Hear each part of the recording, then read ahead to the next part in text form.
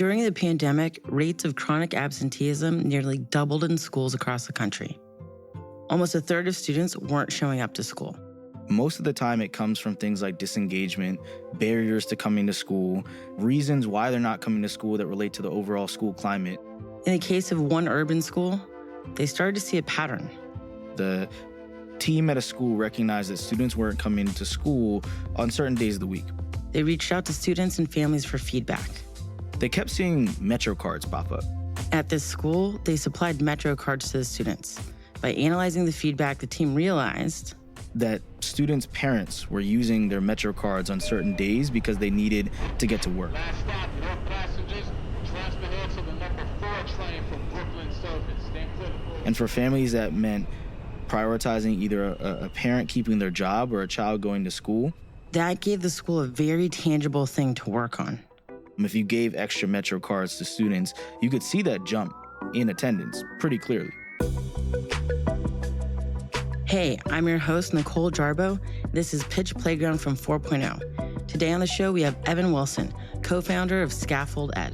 We help schools find patterns in family feedback to get kids back in school. There's always a story behind that empty seat. This season, we'll hear from 10 education entrepreneurs who are reimagining the future of learning. And they get the opportunity to pitch their idea to funders who can help them strengthen their pitch. Today, we're bringing back Jin-Soo Huh from the Learning Accelerator to workshop Evan's idea. Chronic absenteeism is just a huge problem right now. How do you see Scaffold Ed playing a role in solving some of these deeper issues around schools not relevant for me? Remember, at the end of this season, you'll have the opportunity to vote for which idea you think should win $50,000.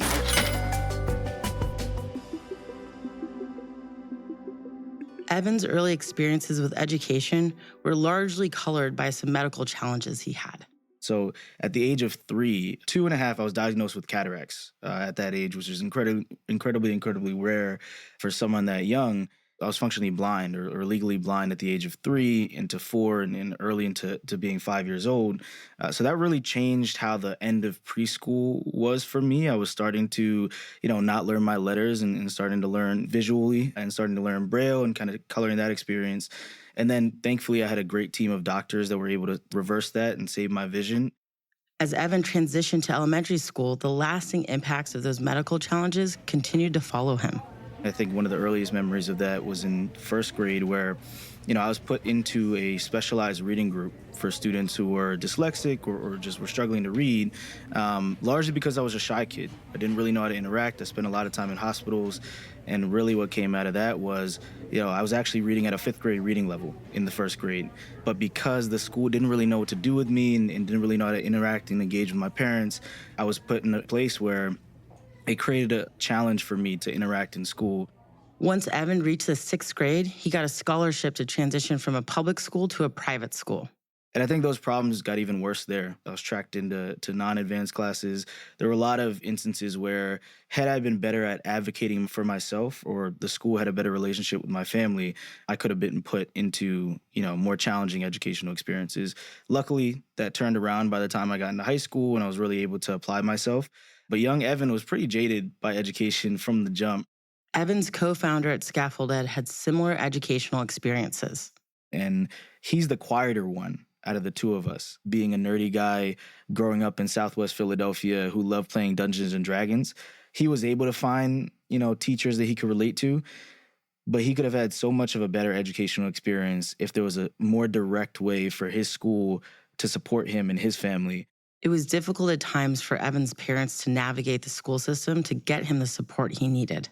So for me, being the quiet kid who generally, did decently in school or pretty well in a lot of cases, being busy parents or being a busy school, a lot of the time kids like myself got overlooked when it came to figuring out, what specific needs I had and what could help me thrive in the school. And I think for both of my parents, relating to other families and finding community in many ways could be a challenge, especially for my mom being an immigrant.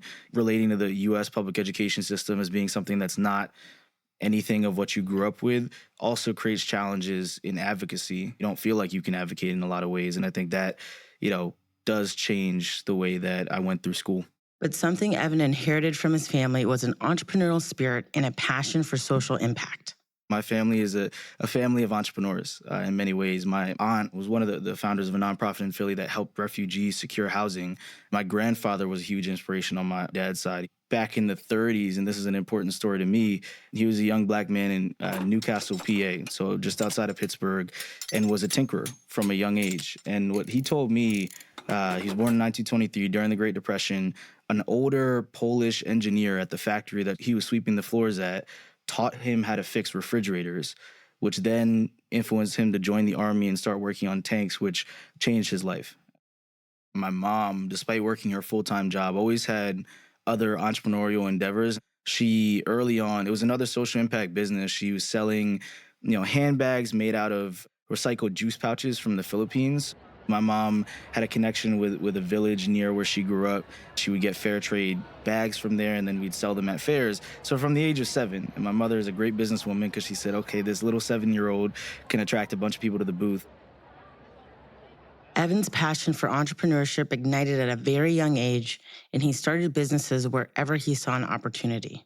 I was the kid in school who was selling candy and getting in trouble for it. I was the kid who was, figuring out different entrepreneurial endeavors to undertake, everything from, running a taco stand randomly near my high school just to make some extra money, to then in school, starting an organization that helped people learn entrepreneurship. I think for me, entrepreneurship has always been about hustle. Got involved in the Philly startup community at 14 years old through cold emailing, just showing up to meetups just for the free dinner and then networking from there. So, I think a lot of it has been hustle and tinkering are really how I think about entrepreneurship.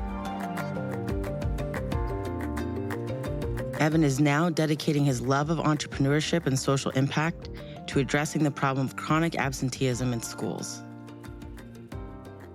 Will you talk a little bit about what chronic absenteeism is and how it actually impacts everywhere from like the higher level school system to the actual student? I mean, for a student, really what chronic absenteeism means, if a student is missing more than 10% of academic days in a school year, they're chronically absent. That's generally how it's thought about. And the thing that after spending a lot of time working on chronic absenteeism that we began to understand is, and many people who focus in this area do, is that there's always a story behind that empty seat. And those stories come from a lot of the deeper challenges that we have in education. There are some, challenges that are just, hey, sometimes students need a reminder to come to school, but most of the time it comes from things like disengagement, barriers to coming to school, reasons why they're not coming to school that relate to the overall school climate. It's a very, very important problem because it impacts every aspect of how a student perceives their school and feels welcome of their school. During the first year of the COVID pandemic, almost 15 million students nationwide were considered chronically absent. So zooming out to kind of the society level impact or the system level impact, the thing that a lot of people don't know is that schools' funding is hurt by absenteeism. If you estimate the impact of absenteeism in the 2023 school year, so not COVID, but a few years after COVID, it's estimated that schools lost across the country about $70 billion in funding for students. That's not even counting enrollment issues that are happening because families are disengaging. And what that creates for us is this vicious cycle where schools are losing funding because students aren't coming for a variety of different reasons. They're able to do less because they have less resources. Families lose trust because their school is not really meeting their needs.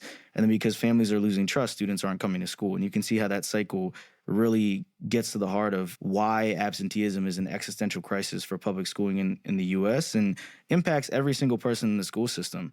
It's really discouraging for a superintendent or a principal or a teacher who's working really, really hard to get students in school to see that is not, really moving the needle and they're losing funding because of it. There are many reasons students might not be showing up to school. Mental health, transportation challenges, or simply feeling disconnected can all play a part.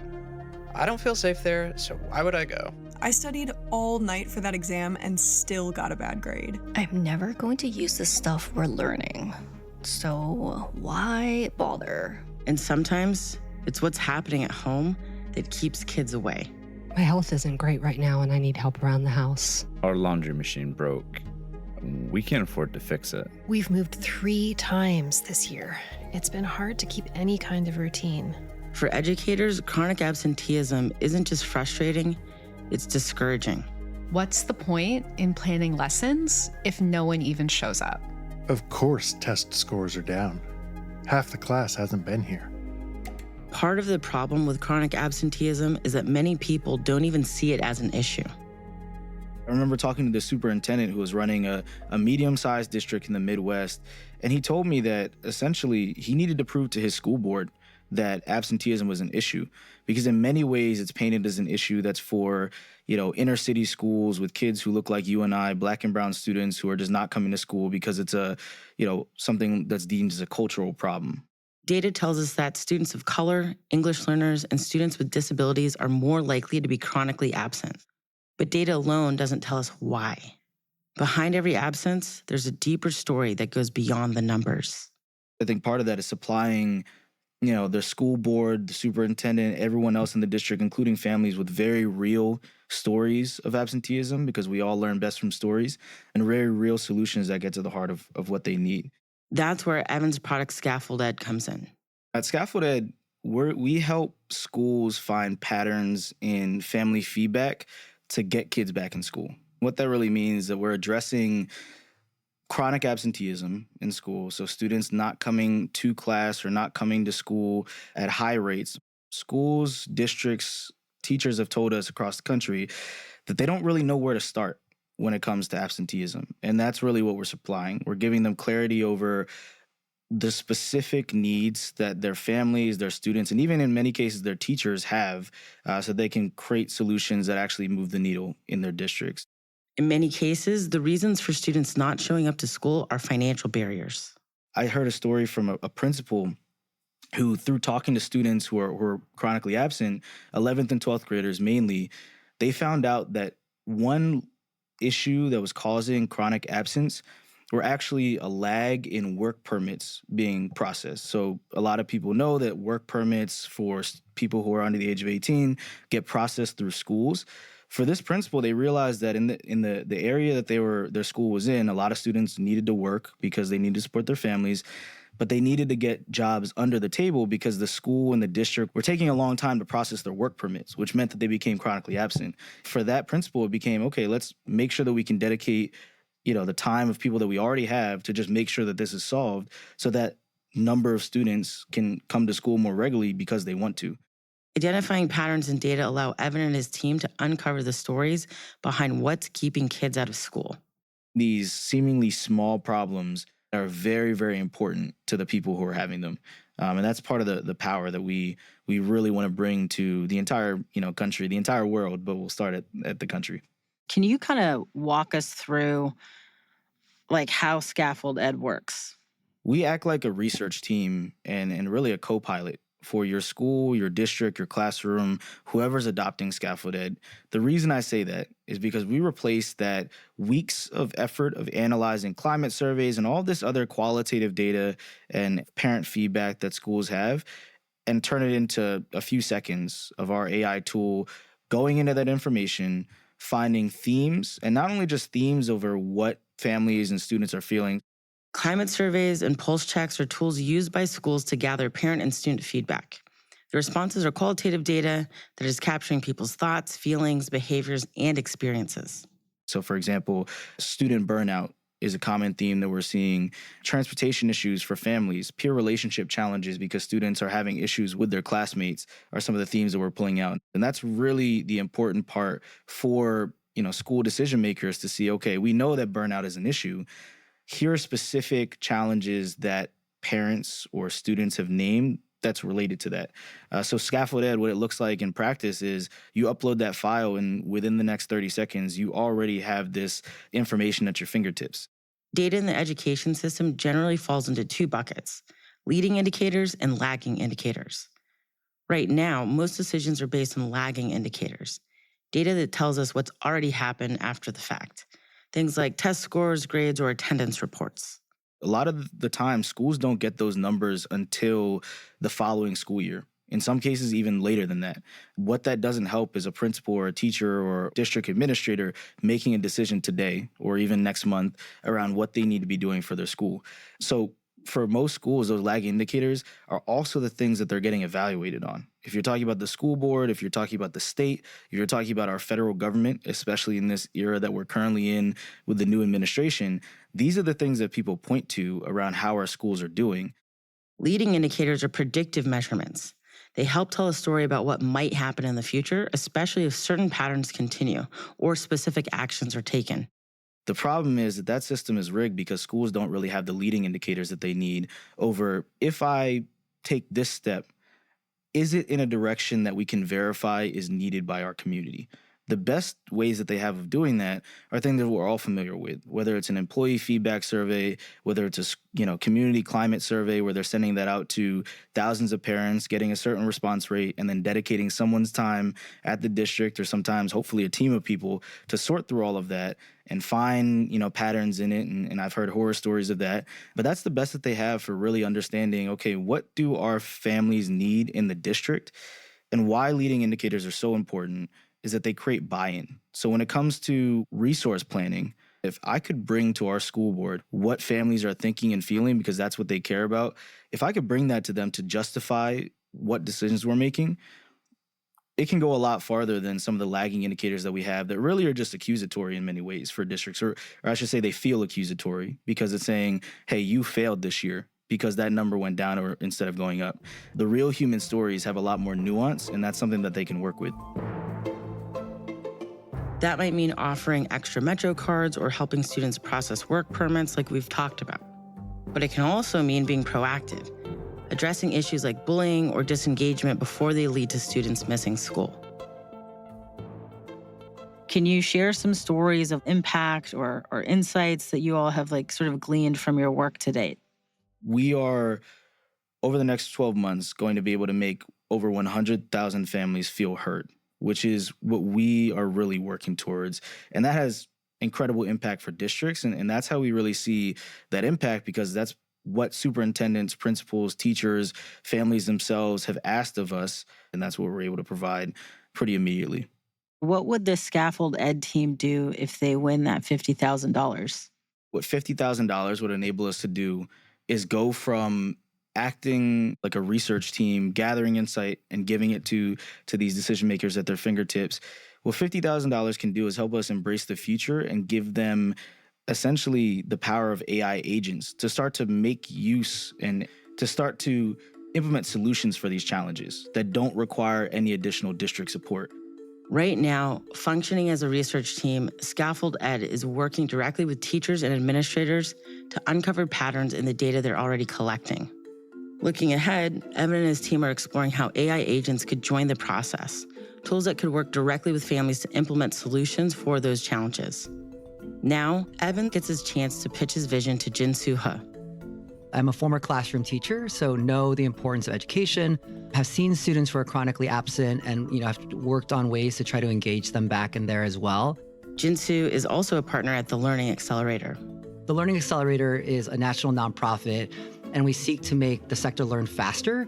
Chronic absenteeism is a huge challenge right now. And also, of course, the advent of AI is something that we've been really looking at. So we're also trying to think through ways of how do we get AI to actually help and not hinder schools right now. Jin-Soo and Evan dig into the mechanics of Evan's idea and whether it's truly viable. As Evan continues to pitch this tool to funders, there are some key questions he'll need to answer. What makes this better than a traditional pulse check, climate survey, or Google form? How does his team plan to address the biases that often show up in AI systems? And maybe most importantly, how will they build trust and get buy-in from students and parents? Here's their conversation. I'd like to know a little bit, chronic absenteeism is just a huge problem right now. Some students have gotten lost in the system and just fallen through the cracks. Others have just been disengaged, and so they're not coming because they don't find school relevant or things like that. Data is a powerful tool, but ultimately data can just shine a light on what the challenges are or other things like that.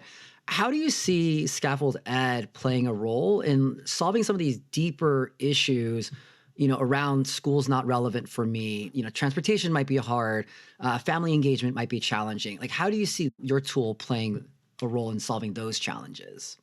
I've spoken with school CFOs, with other folks within districts who are on the front lines of making this more tactical, and a lot of these approaches more tactical, truancy officers, folks like that. And for them, what it immediately provides is the ability to prioritize the decisions that they're already making around students, especially in an era where school districts are losing resources. Figure out, okay, where are the key areas where we want to focus first. Phase 2 for us is saying, okay, knowing that schools have less resources, how can the information that we're collecting and using serve as a foundation for this next generation of, things like AI agents, which is exactly what we're building towards in the future, to help give school districts not only a research team, which is what we're doing right now, but also an extra set of hands to help enact some of these more specific challenges that they might be dealing with when it comes to transportation and bus scheduling or MetroCard access or, peer relationship challenges that students are having.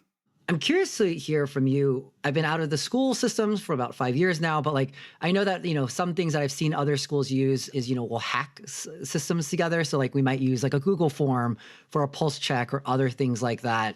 What would you say is makes Scaffold Ed better than, these kinds of systems like quick check-ins, even in person, or doing a Google form for students to fill out or for parents to fill out? Yeah, it's a great question. That's exactly a lot of what we've built is informed by that and informed by, data practices that we commonly see in quantitative data. But the thing that's also important to us is approaching it with the level of humility that says, we know that people like the tools that they already have. If you've been using Google Forms to do this, we don't want to take you away from that. That's why Scaffold Ed, to get started, is just uploading the information you already have. It's adding to your knowledge hub. And that's why for pulse check-ins, we're not asking parents or anybody else to sign up for the platform. It's a link that we generate that you can drop into Remind or any other communication channels that you have. We're approaching it from the perspective of we are a knowledge hub and then eventually, a solutions hub later. But, we don't want to monopolize any sort of communication or engagement that schools are already having or teachers are already having with families. That's great. I love that you're trying to lower the barrier. One thing that I was curious about is, there's a lot of potential with AI, but there are also some potential drawbacks with AI. One of the things that is a concern about AI is the bias that might be built in, whether it's more male focused, maybe against certain races or others. How do you make sure that the AI is being used in a way that's responsible and in a way that mitigates some of these biases? For our first iteration of the product that we're launching, all of the responses from families and students are anonymous. So we're not bringing in any other information. And that was a deliberate step. And it's something that, for a lot of folks is somewhat of a hurdle to get over. But for us, what we're curious about and what we're seeing is if we're submitting or collecting anonymous information, what kind of themes can be picked up if we're not necessarily looking at specific demographics or student groups or other folks within that. As far as the model itself and how we use the AI to prevent the bias, we want to start with anonymity first, and then from there work in responsible ways to add in additional context and information. We're prioritizing anonymity to also increase responses from parents and feeling like they can share, more transparently. That is something, where schools can essentially then engage based on those topics. So if I'm hearing correctly, it's just kind of like saying, hey, here's what we're hearing overall, and here are the major themes that we're surfacing. Do you want to go and investigate this? It's probably a good idea. And then in phase 2, there'll be recommendations or other things like that you'll be able to do on there. Yeah, and that's exactly in response to what we heard from, everyone from school board leadership level down to, teachers and families themselves. So getting more real around what specifically is the challenge in my community, because, a lot of these solutions are hyper-local, so that they can begin to engage with families on terms where families immediately feel heard. That's one of the key benefits that we see. And even at the superintendent and the administrator level, the main way that they're hearing this information right now are, the PTO meetings and town halls and other things that are a little bit more, certain voices get elevated in those environments, and superintendents and a lot of other folks who are at the very, high levels of leadership want to hear other voices. And from those, they can, start to engage better or have other people in the district engage better around priorities. But currently, a lot of those voices are getting lost. I'm curious then, how do you then incentivize parents and students, especially those that are disengaged, that are chronically absent, to be able to do these pulse checks or answer so that you can get that data to really elevate those voices? The perspective that we started from is that no one likes to do surveys. And from there, we've worked from how do you deconstruct what a survey is and what it means for a lot of these different individuals. We've incorporated things like speech to text to answer those questions, to make it really easy for a parent to reply to these check-ins. So long story short, we're trying to reduce friction in the current paradigm of collecting based, on surveys. Transparency is another piece. So when a family member or a student responds, they immediately get a copy or a summary of the responses from other individuals, just the themes and summaries of those themes, so they can see, okay, I'm not just shouting in the ether, which is another problem that families reported to us about the traditional surveying model. I'm going to do some reflection now. This was fascinating to learn about. I'm a huge data nerd, if you can't tell, and I appreciate how do we just empower different folks from educators, students, district administrators, parents with data and make schools better and learning better overall. Something that I heard from you over and over again is how do we lower the barrier for this? I'm excited for your phase 2 and like your roadmap as you think about once you have this information, now what? And being able to make some recommendations for, whether it's teachers, principals, or district leaders on what's next on here. I also am really intrigued by the anonymous feature. And I actually was a little bit taken aback when you first said that, because I was like, then how do you know which student to work with? And I think that was actually really interesting when you said that it does create a safe space and people are able to be more honest. It elevates different voices. And so that insight is brought up overall, and then it's up to the school team or whoever is the actor to then move on it based on those insights. So that actually made me pause in a good way. I think the other things for you also just to think about as you're going down this road, I'll mention this, all to ed tech schools right now, budgets are a little bit hectic right now. I do think chronic absenteeism is a major priority, and that's something that we're seeing consistently in surveys. So I do think there's a market for it, and if people are going to prioritize something, it's this. I think the more stories that you're able to get with these pilots of these concrete ways of this is how we use the data, this is the insights that Scaffold Ed elevated up from these data sources, and here's how we acted on it to actually reduce chronic absenteeism. I think that's going to be the most compelling thing for superintendents or principals to be like, yes, I need this tool immediately on there. As Evan continues to refine his plan for Scaffold Ed, the more stories he can gather that will illustrate the real human impact of his idea, the better. Thank you so much, Jin-Soo, for joining us on the show again, and Evan for sharing your pitch. Now, here are a few takeaways I want to leave you with from what we've learned today. Families lose trust because their school is not really meeting their needs, and then because families are losing trust, students aren't coming to school. Trust. How do we work towards rebuilding that between education system and families across the U.S.? In many ways, it's painted as an issue with kids who look like you and I, Black and brown students who are just not coming to school because it's something that's deemed as a cultural problem. There's always a story behind that empty seat. Make sure that you aren't missing what that story really is. Something that I heard from you over and over again is how do we lower the barrier for this? In an already resource-constrained system, work to meet students, parents, teachers, and administrators where they are.